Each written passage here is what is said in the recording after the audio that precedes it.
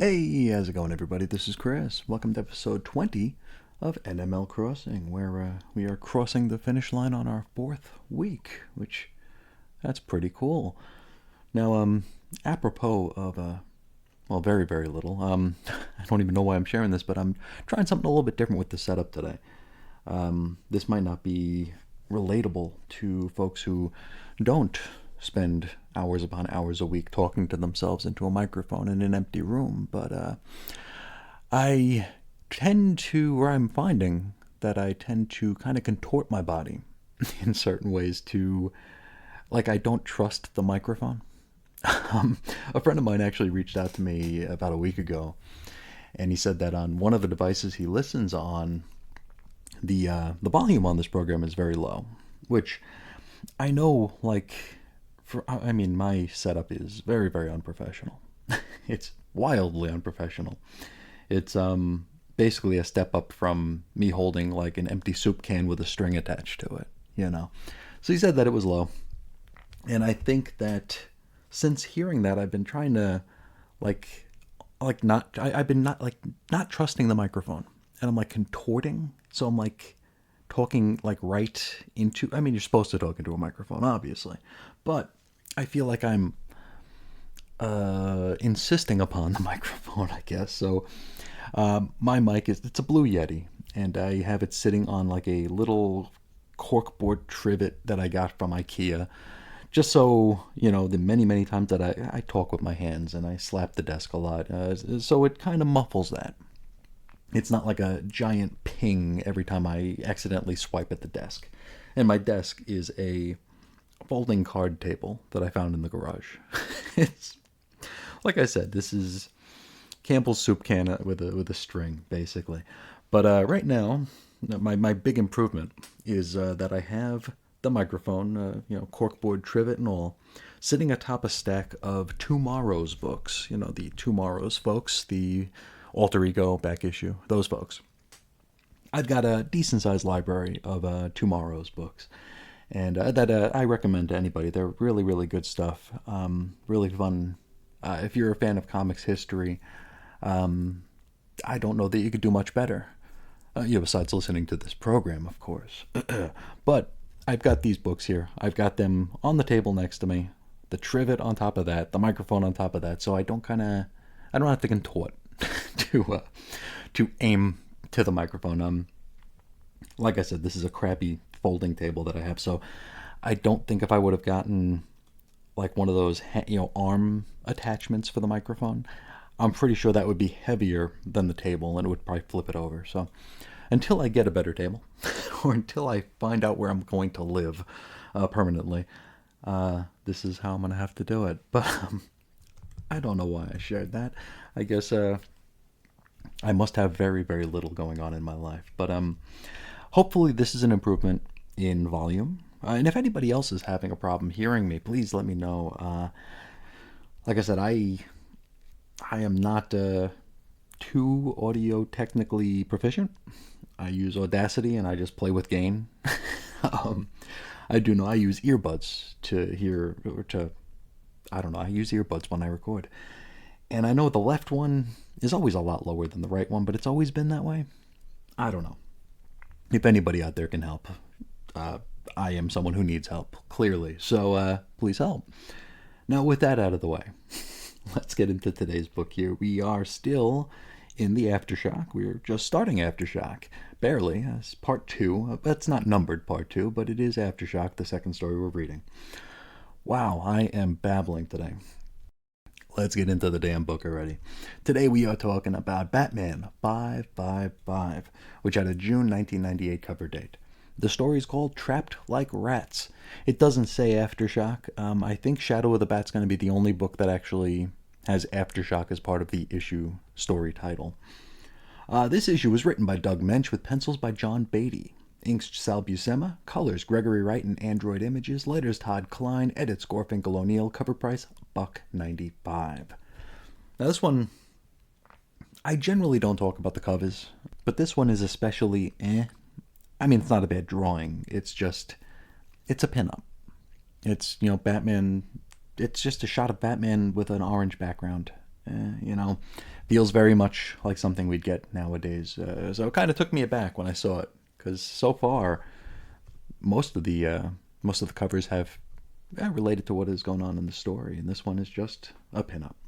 Anyway, we open in the Batcave, where Batman and Robin are trying to tow a giant, potentially load-bearing boulder out of the way in order to access the rocket tunnel.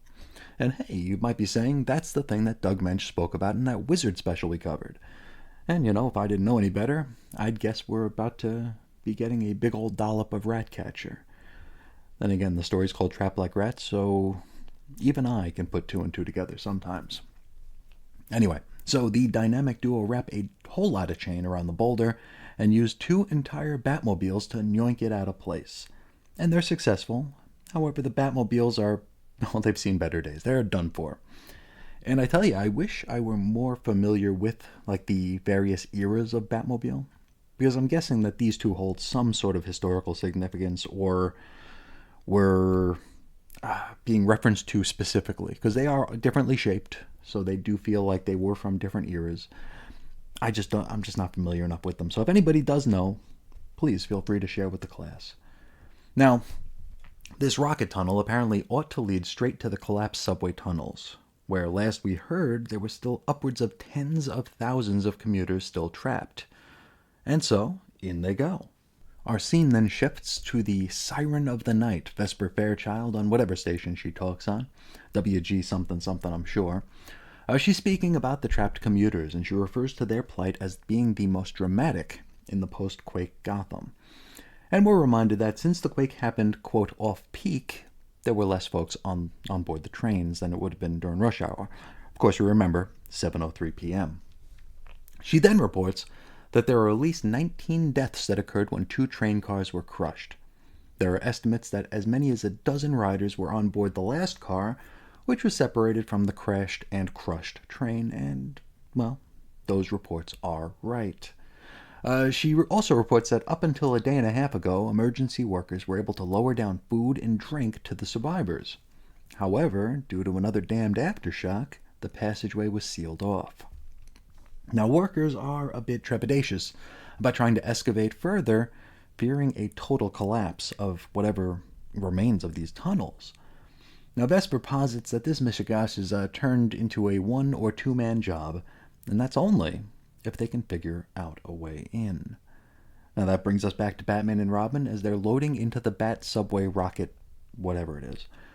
Now, they plan some strategy along the way, basically trying to figure out the most efficient way of getting where they're going. With the least amount of explosives, the least amount of digging. They use a lot of exact terminology as to which stop on the subway they're going to get to, which doesn't mean anything to us, but it's cool that it's included. Meanwhile, hey, Ratcatcher. He's pontificating to his rat army, talking about how he used to be an exterminator and how he once killed rats by the thousand. But no longer. Now he sees man as the true vermin, or something like that. Now he speaks about being arrested for causing a single human death, which I guess he finds hypocritical. Because he did kill so many rats. Come on.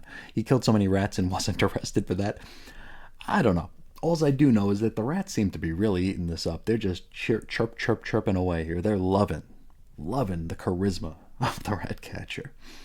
Next, we check in on the survivors of that train, and we learn that they just finished up all their food reserves. So things might be on the precipice of becoming uncomfortable.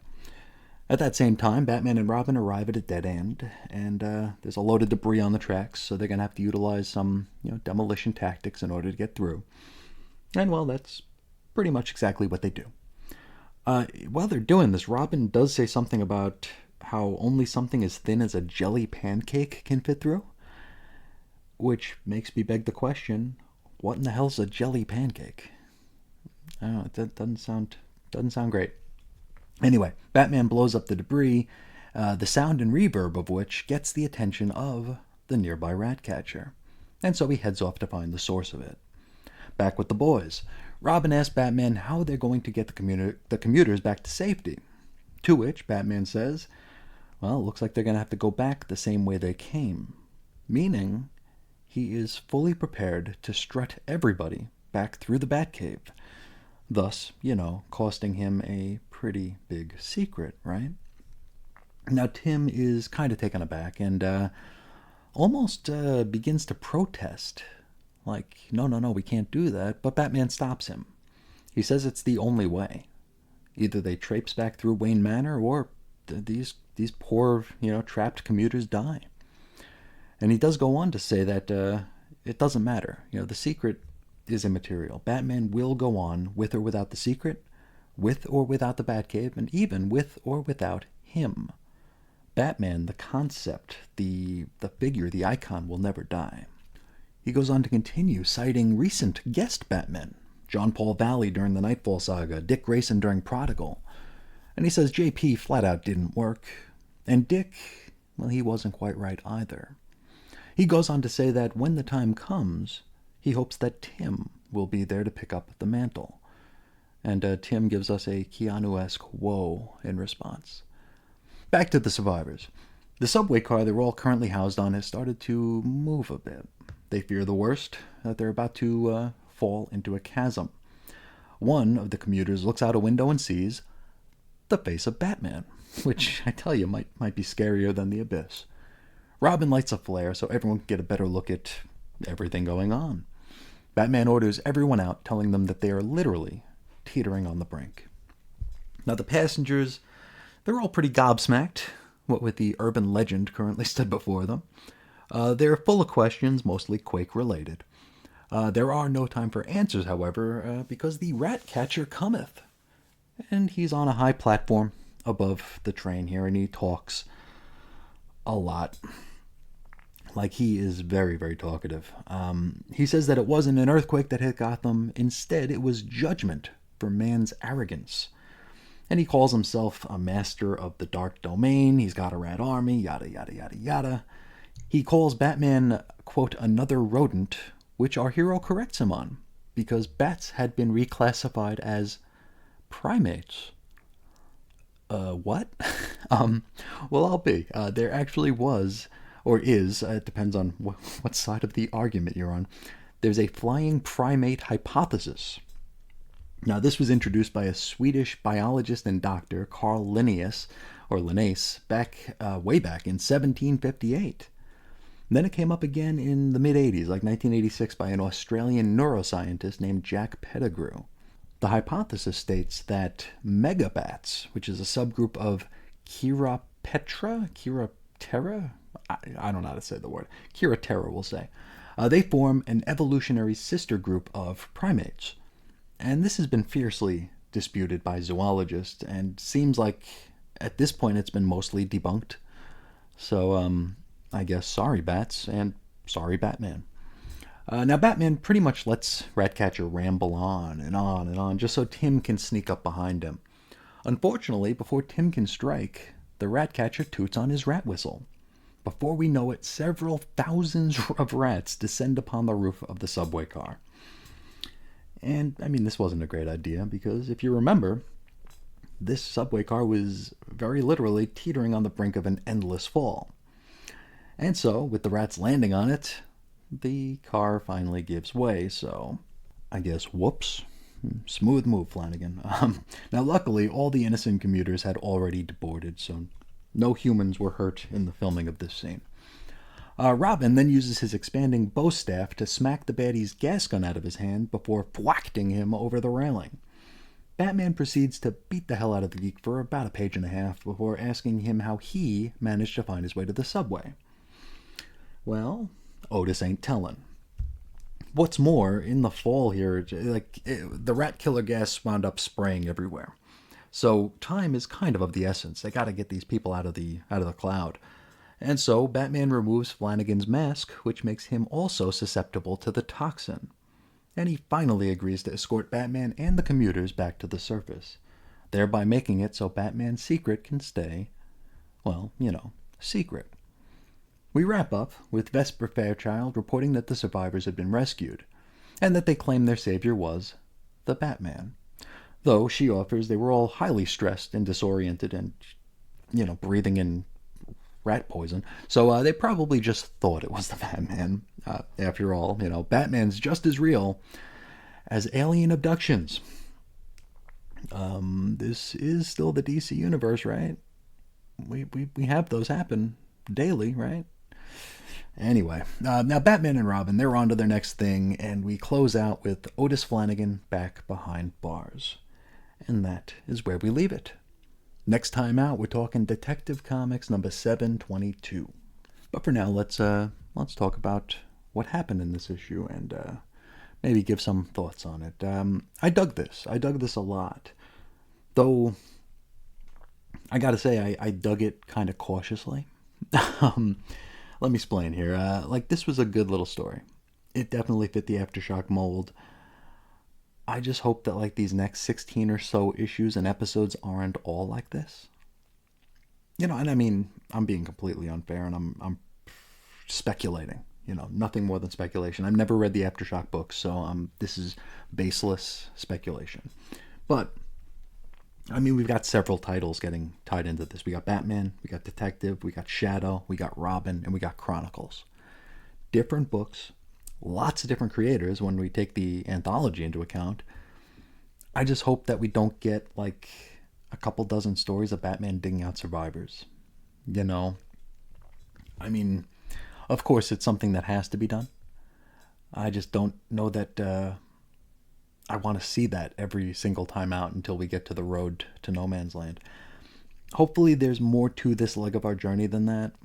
And it's one of the things I not so much complained about, but recognized and observed during Cataclysm was how, I kind of sighed audibly when the Quake Master was introduced because it was oh, okay, yeah, I guess we are reading comics, and yeah, we got to be reminded of comics, and it's comics. But had they not introduced the Quake Master, I wonder, it would have just been, I don't know, I think it would have been very samey. So it gave us something, it added a layer to the Quake and the Cataclysm. So while I don't know that I'm advocating for a nebulous big bad to be revealed and taken out during Aftershock, I don't know. I just hope there's more to it. If it does turn out to be just Batman rescuing people, it does give this era structure and uniformity in a way. But at the same time, I don't know, it'll give it a feel of being disjointed and episodic. Does that make sense? Maybe not. I guess that's the difference between a branded crossover or just branding in general and a chapter by chapter event. Like Cataclysm, even though the chapters didn't completely work in as far as the order they were put in, but at least you knew, I don't know, that you were on a roadmap of sorts. Whereas with this one, it's just branding. Aftershock's just branding. I don't know if there is a hard and fast reading order. We could we read all the Batman books, then read all the Shadow, and then read all the Detective books? Are they going to go into each other instead of throughout the line?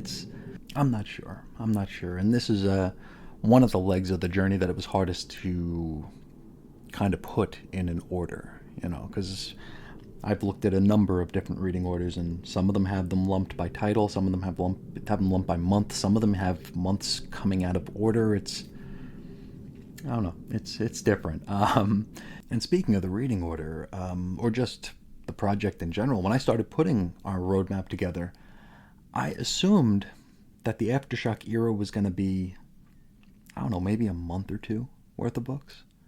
So I had it pegged down to maybe 6 or 8 chapters. It just didn't seem like the Aftershock branding was on that many books, and relative to No Man's Land, it is on very few. But so I figured it'd be 6 to 8 chapters, which I think that sounds like a good amount of time to acclimate to the temporary new normal for Gotham City. See Batman doing things for, people who are trapped, and maybe not deal as much with villains. But there were 15 or 16 of these. And again, it's totally unfair of me to speculate and to project any sort of pessimism towards them, because I have not seen them, I have not read them. But I don't know. I mean, I guess I just hope that the era doesn't outstay its welcome. You know, I mean, Cataclysm, in my opinion, ran probably 4 or 5 chapters too long as it was. I feel like it could have and potentially should have been like a tight 12 issues rather than like, what did we get, 17 and a half if we count the prologue. Anyway, we will take each issue as they come, of course. So rather than continue down this spiral, how about we talk about a takeaway or two from this issue? Now, I think my biggest takeaway is something that has absolutely nothing to do with the earthquake, has nothing to do with Cataclysm or Aftershock. It's been so long since I'd popped in on like 90s Bat books in a measurable way. You know, back in the day when I would do the daily stuff at Chris's on Infinite Earths, occasionally a 90s Batman would, you know, fall beneath my eyes and I'd look at it. But I didn't really go for runs, you know. It was random, mostly. So it's been a long time since I've read Bat books from this era with an eye toward, I don't know, just reading them linearly. And that said, I'd forgotten how hard they were pushing the idea of Tim eventually being the one to take the Batmantle. And this was always an interesting wrinkle to me. Not one I was ever completely on board with, but interesting all the same.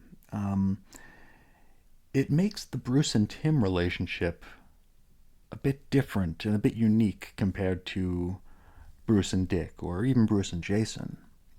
I feel like Tim as a potential heir apparent was like kind of at play from the very start, whereas that always seemed less so in the cards for Dick. Now, of course, we know now that Tim didn't get the mantle during Bruce's brief flirtation with death. I never read Battle for the Cowl. That was a weird time. It came out when I was having my own flirtation with homelessness. Hell, I mean, I'd already made it to third base with homelessness, and the coach was waving me in at that point. After the fact, I found the Battle for the Cowl stuff a bit labyrinthine, maybe. I mean, there were one-shots, miniseries, tie-ins. It just seemed like a lot. I never read, or out of character for me, I never even bought any of them. So I don't know if there was ever any serious discussion or consideration for Tim taking over the gig. Though there were different folks in the seats of power at DC at that time, so maybe it wasn't ever in the cards for the Didio era. Hell, I mean, we know he wanted to kill Nightwing during Infinite Crisis, so we don't know how he feels about Bat sidekicks. Or at least that was one of the more persistent rumors about Dan's tenure at the helm. Who knows? I mean, if anybody read and remembers Battle of the Cowl, please let me know if there was any kind of like real deal Tim talk in it. In any event, I thought this was probably the highlight of the issue for me. A very neat aside between Bruce and Tim. And I don't know if I gave it proper coverage in the synopsis, but the way it was presented was really, really interesting because, like, Batman tells Tim that he hopes he can take the mantle one day, and this was like an earth-shattering revelation to Tim. You know, I joked that he said "whoa," but like he was like literally taken aback here. The art in that scene was really nice. He was just facially awed and shocked. And on the other side of the conversation, it was said as like a pure statement of fact from Batman. Like, no emotion, no kind of like, you know, scruffing his hair, being like, yeah, one day it'll be you, kid. It was just a very, very blank statement.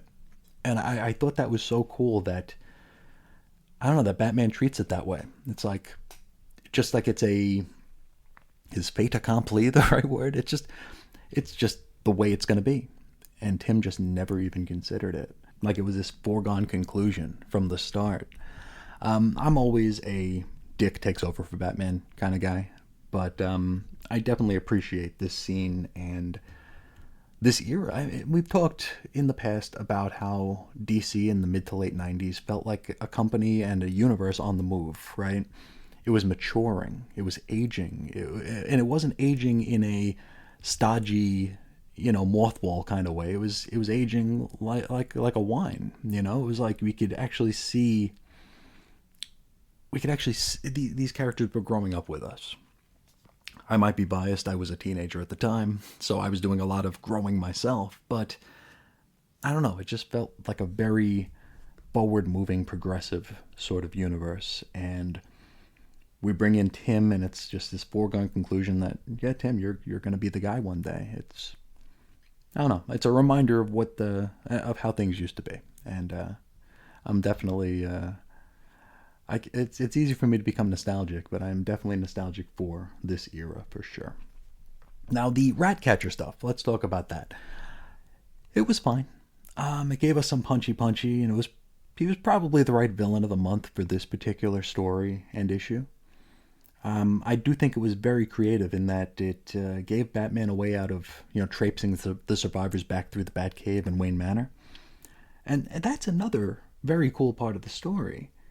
Batman has been very no nonsense and to the point since getting out of the drink all those issues ago. Here we're presented with the fact that Batman's willing to risk the secret if it meant saving even one trapped Gothamite. The willingness with which Batman is willing to risk his long-kept secret really shines a light on how truly heroic he is. The secret is secondary to human life, as it should be. We often overlook that, I think, in comics here. I was on a Bronze Age kick years ago where everything was secondary to the secret identity, especially in Superman comics. You read a Superman comic from the 70s and into the early 80s even, and it always comes down to protecting the secret identity. And like every story, not every story, but most stories are like framed around that. It's like, uh-oh, how's he gonna get out of, having the identity spilled here? And while I love those stories, and there's definitely a charm to that, there's a charm and an innocence and just a very comic booky thing about that. This is a different time and this is a different context. So it's really cool seeing Batman in an arena where he might have to practice the preach, It's good stuff, real good stuff. So overall, while I am a teeny bit trepidatious that this Aftershock era will become rather repetitive, I definitely did enjoy this issue, and I'd be willing to bet a lot of Bat fans would too. This is almost like a, I don't know, time capsule issue. All the context that we don't have anymore, but we did have then. It was good stuff. I liked it here, and I'm certainly looking forward to more cautiously. But I think that's about all I got to say about the issue. Before we hop out of here, let's hop into our NMaiLbag here. We're going to start with a letter from our friend Eric. And he says, in regards to what was talked about in episode 17. And this is a comment I had made about being in a pretty dark place and considering just walking away from the hobby to the point where I was just going to give everything away. So Eric says, there were times I also wanted to get rid of my collection or sell some of it. But when I would go to list it on eBay or another site, I would take down the post because for some reason I just couldn't part with it. I would then try to say, well, I'll keep this stuff, but sell this other stuff, only to decide it's not worth it. I don't care about the money, it was all for my personal enjoyment. I sometimes think I should just drop it off at the front of the local comic shop for donation. I just want the books to go somewhere they could be appreciated and enjoyed by others. I would not want to see them thrown away or destroyed. And I'm with you. But when I had reached that point, I was it was not a good time, but I was very close to just is Craigslist still a thing? I don't even know if Craigslist is still a thing. I think I used Craigslist once to buy a video game back in like 2008. It's like I considered just putting up an ad saying like free comics, come get them. I was just done. I didn't care if people were just going to take them and flip them, take them and sell them by the pound. It just didn't matter. That was a place I'm glad I'm not in anymore. But I think Yeah, I think a lot of us go through that sort of thing. Perhaps not to the extreme that I did.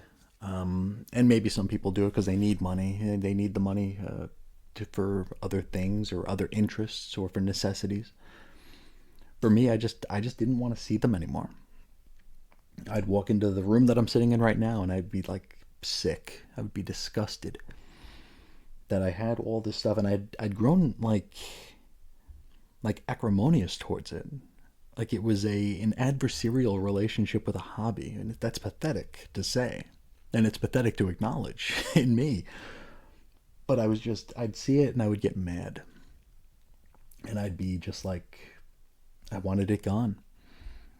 A lot of that had to do with just the frame of mind I was in, and a lot of it also had to do with the fact that I used to, and I mean, I would not ever call anything I do transformative, like on the air or on the blog, but I felt like I was doing something. I was pseudo producing something with my collection here. The collection became a multitasker. It became something I love to read and something I love to discuss and something I love to analyze and study and become a fake ass historian of. It became like a discipline in a way. And when I stepped away from the mic, I lost a big element of my fandom. My fandom had evolved. You know, I had posted a long time ago that I think I forgot how to read comics for fun. And that sucks to say, and it sucks that it's real. But yeah, I remember what it was here. I wanted to read I was getting back into the Fantastic Four, at least in theory, and I wanted to read the Reckoning War, which was a little event they had back in probably 2021 ish, and I wanted to read it just for fun. I wanted to just check it out. And I started to read it, and I realized that, like, without the need to run off and write about it or talk about it, there was, like, no reason to do it. And that was a very depressing realization. And it, like, reframed what comics meant to me. Just that one little encounter that I had with my collection. I started questioning, like, why am I still buying this stuff? Why am I doing this? Why do I keep this stuff? It's not serving me. And yeah, without going much deeper, I just came very close to a come and get 'em style post being made online to get this crap out the door, basically. Back to Eric. He says, I organize my comics by character timeline. For example, Red Hood is a series, miniseries, one-shots, and is a support character in other miniseries. I just file these books in the Red Hood timeline order. Especially that there are so many Bat-titled books or Bat-related books that I find this easiest for the current run of comics. And I think I definitely have an element of that in me as well. For example, my Nightwing long box, which I recently had to take apart because it overflowed, but used to be that I would put the Grayson series in between the New 52 Nightwing and the Rebirth Nightwing, because that's where it fits, linearly. Since then, I've overfilled my Nightwing box, so Grayson is in its own box somewhere else with other Batman miniseries and whatnot. But I definitely enjoy hearing everybody's organizational processes and methods. I feel like mine are always kind of on a stop-start, because I have these ideas, but it's just a matter of actually doing it. And I keep flirting with the idea of transferring to the drawer boxes, if you're familiar with those. They're kind of like a regular long box with like a shell around it that you can pull, the long box out of, so you don't have to move boxes to get to the ones below. And I keep thinking about doing that. And I even go as far as like placing an order, but then when I see the shipping cost, I recoil and don't, because I would need, at this point I'd probably need like 125 long drawer boxes. And I think the last time I put an order in or tested an order, it was around, I think I wanted 110 long boxes. because I guess they are just a little bit smaller than a regular long box. I guess you can fit just a few less books in each one, so I'd have to adjust the way I do things. But I remember the shipping cost was going to be something like $50 more than the boxes themselves. So, like, for easy math, we'll say it was $1,000 for the boxes. The shipping was $1,000 and $1,050. So I was like, holy cow. I've considered talking to local comic shops and seeing if I can like just add it to an order they have and just pay them a little extra, because I mean they're getting them anyway. Who knows? We'll see what we can figure out one of these days. But until then, I'm just kind of cramming. It's hard to access a lot of these boxes. I've talked about how my setup is very, very X specific. Like the X book boxes are on top because I needed to access them most often. So it's like, it's a disaster. It's a mess. Back to Eric. He says, another thing we have in common is that I'm also not a fan of Elseworlds and Dark Knight Returns. Hey, how about that? I do like things to be part of a main continuity. That's not to say some Elseworlds stories aren't good. It's just that I feel like, what does this matter when it's not in continuity? As for Dark Knight Returns, I've read it and the sequels. While I understand why people enjoy it so much, I find it's just not for me. But I seem to be at odds with people on a lot of the more popular stories. But I found over the years that it's okay to like some of the less popular stories as well. And I'm very much the same way, for sure. I know there's a lot of out-of-continuity stuff, especially with like the whatever the hell Black Label is at DC. I still don't know what that is. I mean, I know it's a thing, but I don't know what's what. I don't know if they're, I'd say real, but I mean, how real is anything? But I don't know if they're in continuity, their own continuity, a different Earth. Who knows? But it's like, I've heard a lot of good things about out-of-continuity stories. The one, I was just at the comic shop yesterday, and this dude was talking to the girl that worked there and said that he's a Marvel guy, but wants to expand into DC. And she's like, okay, well, tell me some of your favorite characters or characters you've heard of that you're interested in. And naturally, he said Batman, because of course you're going to say Batman. And rather than, send him to the trade shelves to start, the current Zdarsky stuff, or even the Tom King Rebirth stuff, or even the Snyder and Capullo stuff, she said, oh, you need to check out Batman White Knight, the Sean Murphy stuff. And it's like, that's, as far as I know, that ain't in any continuity. Or maybe it is, I don't know. But as far as I know, it's not quote-unquote real. To which I give it one look, and while I can appreciate it for being, very pretty to look at, because it is, I can't care about it. I don't know if it's just that I've hit an age where I'm too choosy, where I need things to matter, or if it's just something that's not for me. But yeah, the Elseworlds, the out of continuity stuff, I have a hard time with it myself. I'm sure I'm missing out. I'm sure that I'd probably get some enjoyment. I'm sure people do get enjoyment out of these stories. Probably more than the quote-unquote real stuff, because there's less restrictions and rules, and it's not cool to have to follow rules in comics anymore. So what are you going to do? And whenever I talk about Elseworlds, I always pop over to the Marvel side and do the what-ifs, too, because those were not great. In fact, about a year and a half, maybe 2 years ago, it was right when the What If, what is it, Disney Plus, Hulu Plus, whatever the hell it is, there was a What If show, right? I never watched it. I would never watch it, but I know it's a thing. And somebody had tried to sell like an entire run of What Ifs to not a comic shop, but like a random used bookstore nearby. And the bookstore didn't realize that this was a hot ticket at that point, didn't notice that these things could be sold for, a decent amount of money, and they threw them in a 50-cent bin. And so I walked out of the shop that day, because you know me, I can't leave a run behind. I think I bought 70 issues of What If for 50 cents. It was 40 cents each, because I have a discount at that store. But I went through them as I was logging them into my unwieldy Excel spreadsheet.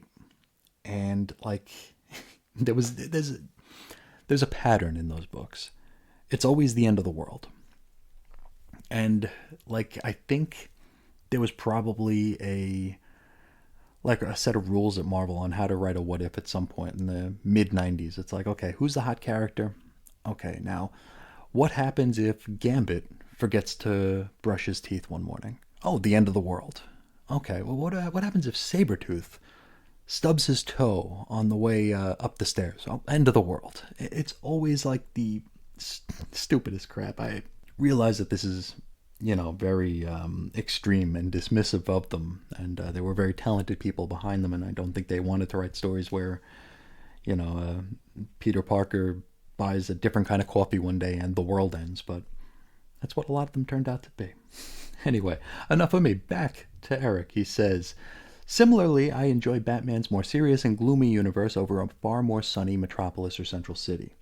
I like that Batman's more of a detective and he's street level. Probably because Batman and his cast of characters are less about superpowers and more about cerebral and hand-to-hand combat. It adds to the realism when you see the characters getting stitched up by Alfred or Leslie over superheroes who get blasted and are instantly healed.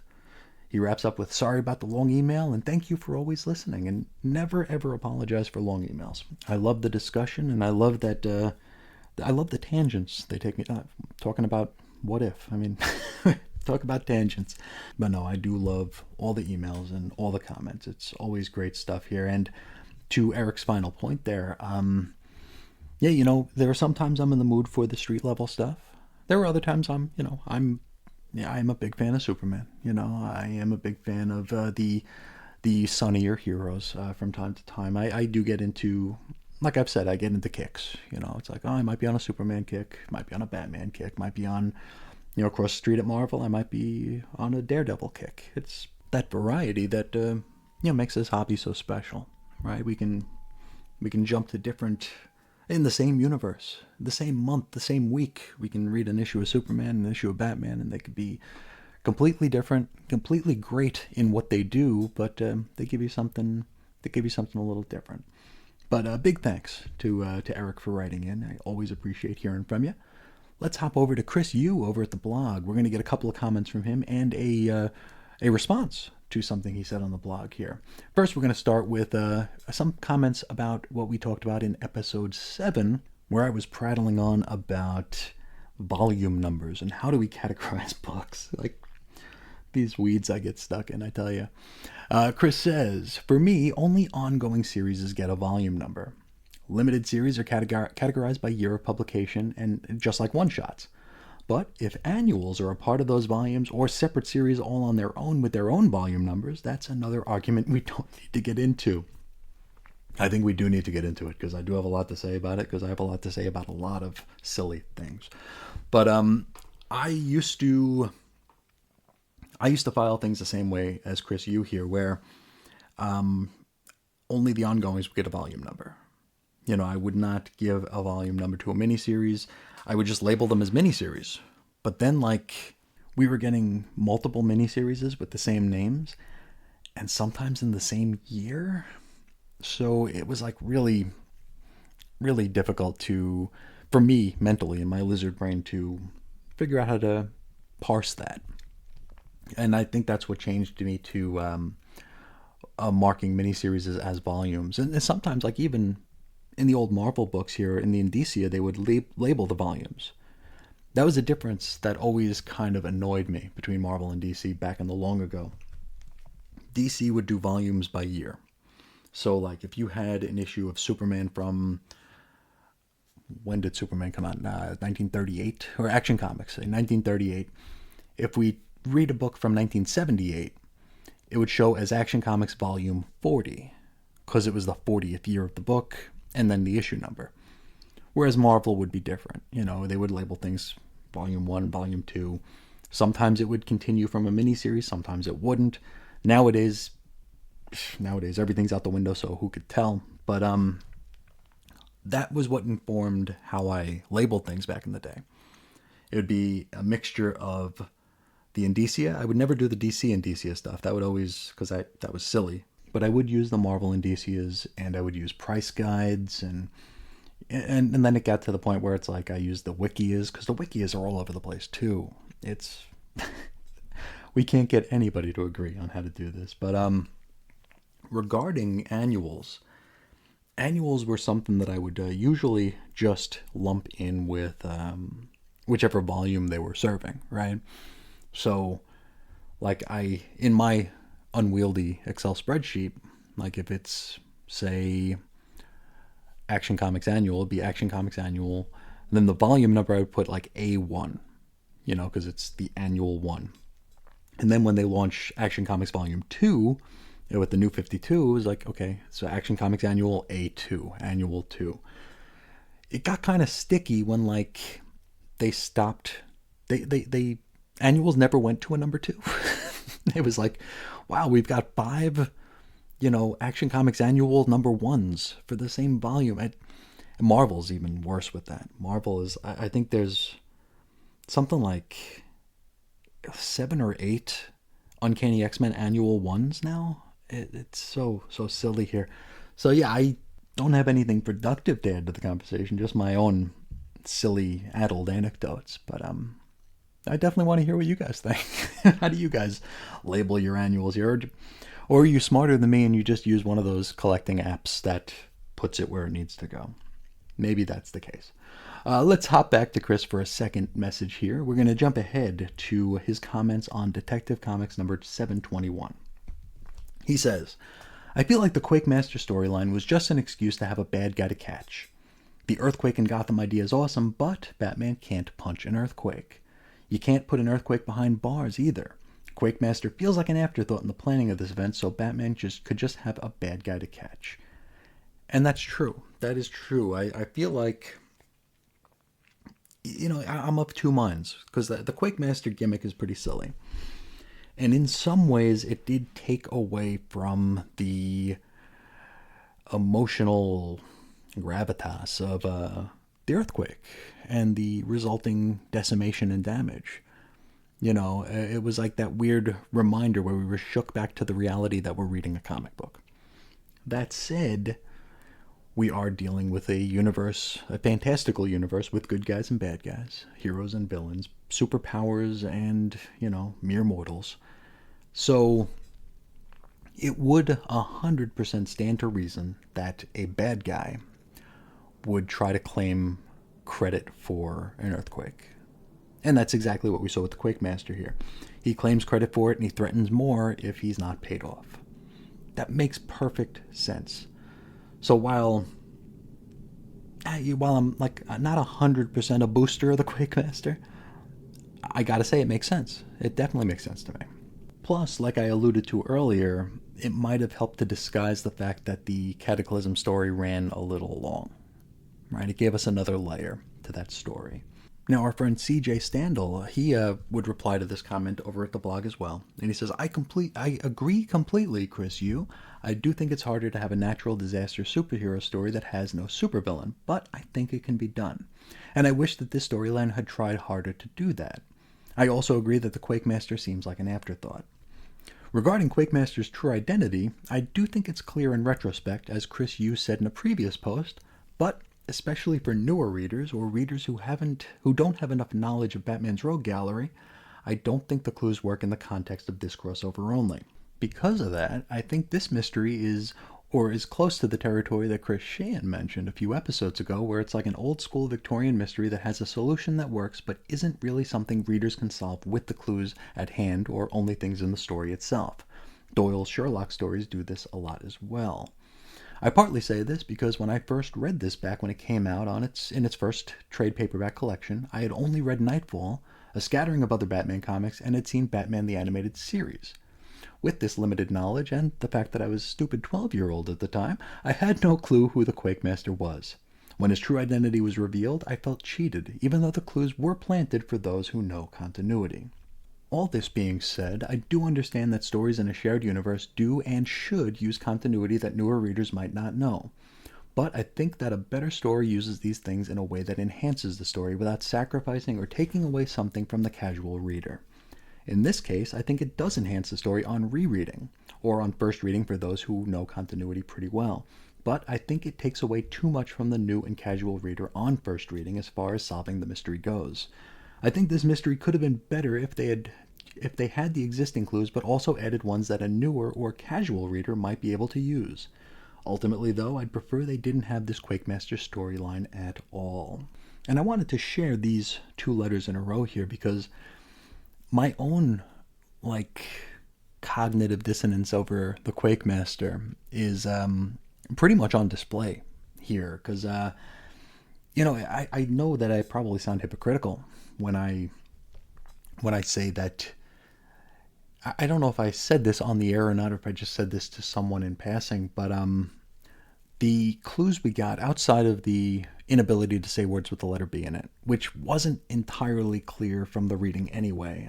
I'm sure looking back on it would be obvious, but they seemed a little bit obscure, right? And that's just to me. And like I said, I'm oftentimes dense when it comes to following a story, but it makes me feel like a hypocrite because I usually applaud use of continuity.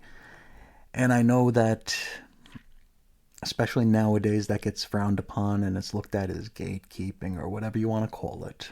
But at the end of the day, I feel like the readers, the loyal readers, the people who followed these characters and these stories need or should be rewarded for it. So if someone saw the clues and was able to be like, oh, that was the ventriloquist, I knew it. I knew it from the start. More power to them. That's great. I think that's super cool. It pays off. It pays forward your loyalty. I think that's very satisfying when stuff like that happens.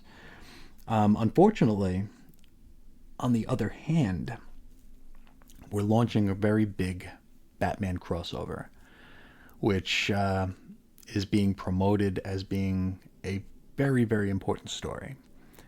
Which means, to me, you're going to get a lot of new eyes. You're going to get a lot of Bat-curious people jumping in.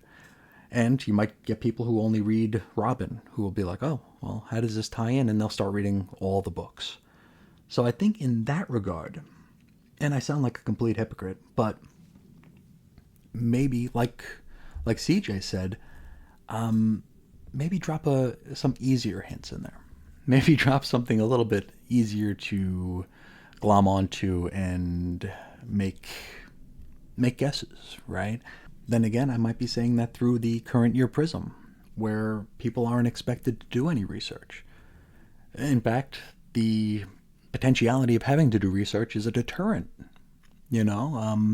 People complain all the time about how insane certain continuities are, and they celebrate when continuity goes away. So it's, I don't know, it's different times.